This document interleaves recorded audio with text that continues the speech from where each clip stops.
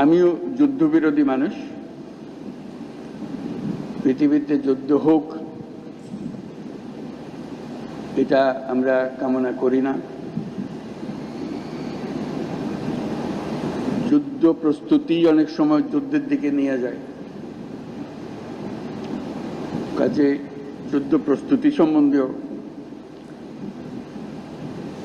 একটা ঘোরতর আপত্তি। কিন্তু এমন বিশ্বে আমরা বাস করি প্রতিনিয়ত যুদ্ধের হুমকি আমাদের ঘিরে থাকে। তো সেখানে প্রস্তুতি না নিয়ে থাকা এটা অসম্ভব হয়ে পড়ে। এখন আমরা যখন কথা বলছি তখন আমাদেরই কাছে ভারত পাকিস্তান যুদ্ধ হই হই অবস্থার মধ্যে রয়ে গেছে। সকালের খবরে দেখলাম হয়তো গুজব আজকেই শুরু হয়ে যাবে যুদ্ধ। এরকম পরিস্থিতিতে আমরা বাস করি। তো কাজেই এই পরিস্থিতির মধ্যে প্রস্তুতি না নেওয়াটা আত্মঘাতী, এবং প্রস্তুতি নিতে হলে আধা আধি প্রস্তুতির কোনো জায়গা নেই। এটা এমন এক পরিস্থিতি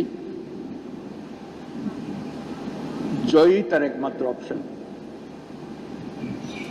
পরাজয় এখানে কোনো অপশন হতে পারে না। কাজে আমাদের যে প্রস্তুতি, সেই প্রস্তুতি কত উচ্চ পর্যায়ে আমরা নিতে পারি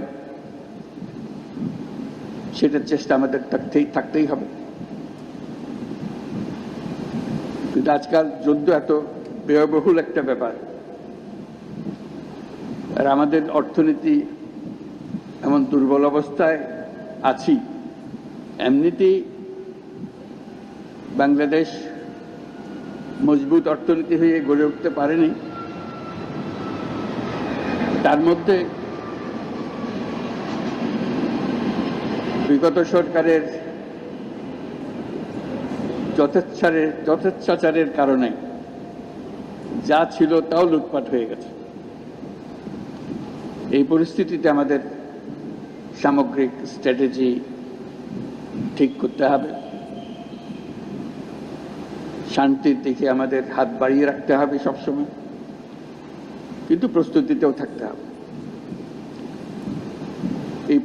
এই পরিস্থিতিতে আপনাদের সঙ্গে দেখা করে, আপনাদের আজকের মহড়াগুলো দেখে খুবই ভালো লাগলো। এগুলো আমরা সিনেমাতে দেখি, বাস্তবে দেখার খুব একটা সুযোগ হয় না। আজকে আপনাদের কারণে সেটা বাস্তবে দেখলাম। যারা এর পেছনে এটাকে এত সুন্দরভাবে করার জন্য, নিখুঁতভাবে করার জন্য চেষ্টা করেছেন, তাদের সবার জন্য আমরা ধন্যবাদ জানাচ্ছি। জোরে হাত তালিয়ে দিয়ে আমরা একটা ধন্যবাদ জানাচ্ছি। এতে আমাদের সাহস বাড়ে। শুধু যুদ্ধের সাহস না, এটা তো সাহস বটেই, যে আমাদেরই ছেলে মেয়েরা এরকম দুর্দান্তভাবে প্রস্তুতি নিতে পারে, কঠিন সমস্যার মোকাবেলা করতে পারে, এটা দেখে বুক ভরে যায়। আমরা যারা আজকে বাইরের থেকে আসলাম, আমি নিশ্চিতভাবে বলতে পারি তাদের সবার বুক ফুলে গেছে যে আপনাদের কৃতিত্ব দেখে, আপনাদের নিখুঁত ম্যানুভারিং দেখে। কাজে